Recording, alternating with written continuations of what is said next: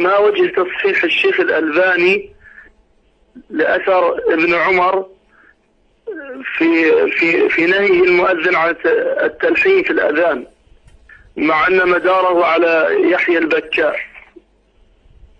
الأخ يسأل عن تصحيح الشيخ الألباني لأثر عمر في النهي عن تلحين المؤذن في الأذان، وأنه يدور على يحيى البكاء وهو راو ضعيف. الحقيقة لا أستطيع الآن أن أجيبك.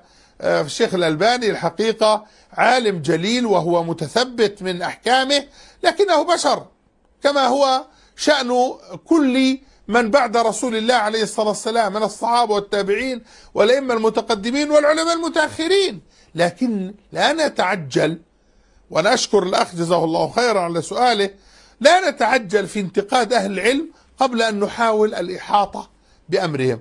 لعل الله عز وجل يعينني أن أحضر الجواب غدا إن شاء الله تعالى، أو في الحلقة القادمة بعد غد بإذن الله عز وجل. سأل في الحلقة الماضية أحد إخواننا وأظنه من العراق، سأل عن أثر ابن عمر رضي الله عنه أنه جاءه مؤذن قال: أنا أحبك في الله. فقال ابن عمر له: أما أنا فأبغضك في الله. قال: لماذا؟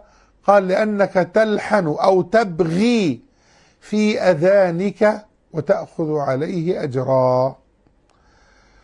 يقول الأخ السائل بأن هذا الأثر مداره على يحيى البكاء وهو ضعيف، فعلى ماذا اعتمد الشيخ الألباني في تصحيحه؟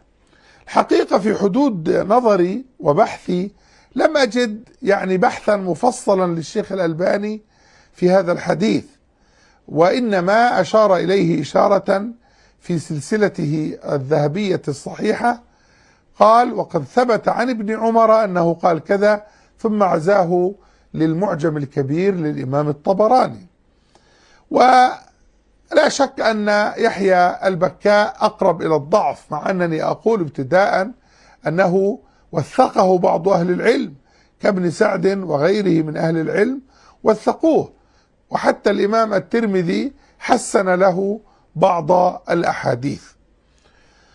ولكن للحديث أو للأثر شاهد عن تقريبا بنفس اللفظ ونفس الحكاية والخبر عن الضحاك ابن قيس رضي الله عنه، وقد اختلف في صحبته، لكن رجح صحبته الإمام الذهبي رحمه الله في تاريخ الإسلام.